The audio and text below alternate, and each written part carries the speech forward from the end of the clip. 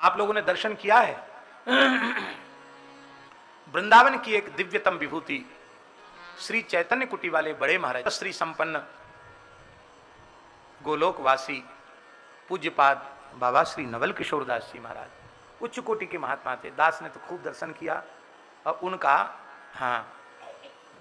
उनका वचनामृत भी सुना।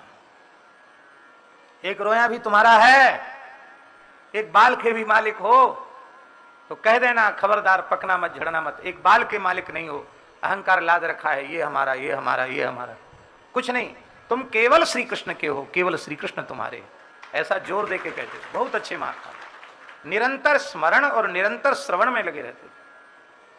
तो उनका एक वाक्य है, पूज्य बाबा श्री नवल किशोर दास जी महाराज का वाक्य, ढाई मन ज्ञान से ढाई तोला आचरण श्रेष्ठ है। क्या? ढाई मन ज्ञान से ढाई तोला आचरण श्रेष्ठ है। कितनी बढ़िया बात। तो हम केवल इतना ही निवेदन कर रहे हैं कि ये 16 दिन अपने पूर्वजों के प्रति, मातृकुल पितृकुल के प्रति कृतज्ञता ज्ञापित करने के। वर्तमान समय में सबसे अधिक उपेक्षा यदि किसी कर्म की हुई है तो वह है पितृकर्म, जबकि पितृकर्म अत्यंत अत्यंत आवश्यक कर्म है, उसको त्यागा नहीं जा सकता। इसलिए 16 दिन निश्चित किए गए कि इन 16 दिनों में और कोई काम नहीं करना।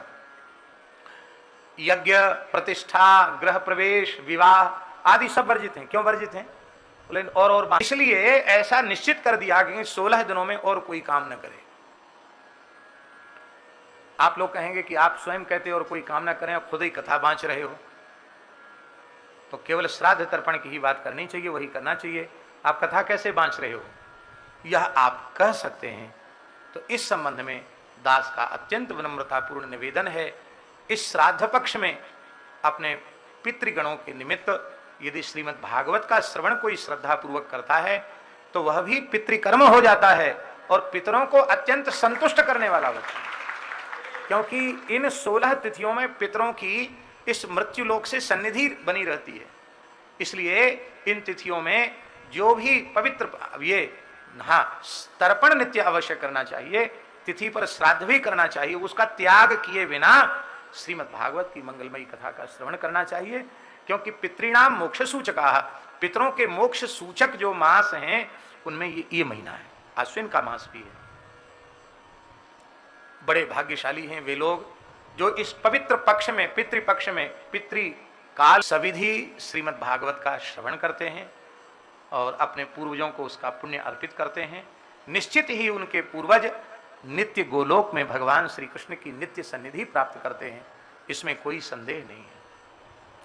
और वह कृत्य श्रीधाम वृंदावन में हो, यमुना जी के पुलिन में हो, तो 100 गुना कहना तो कंजूसी है, 1000 लाख गुना भी कहना कंजूसी है। हमको ऐसा लगता है कि श्रीधाम वृंदावन में जो भी शुभ कृत्य किया जाता है वह 100 गुना, 1000 गुना, लाख गुना नहीं, वह तो अनंत गुणित हो जाता है, अक्षय हो जाता है।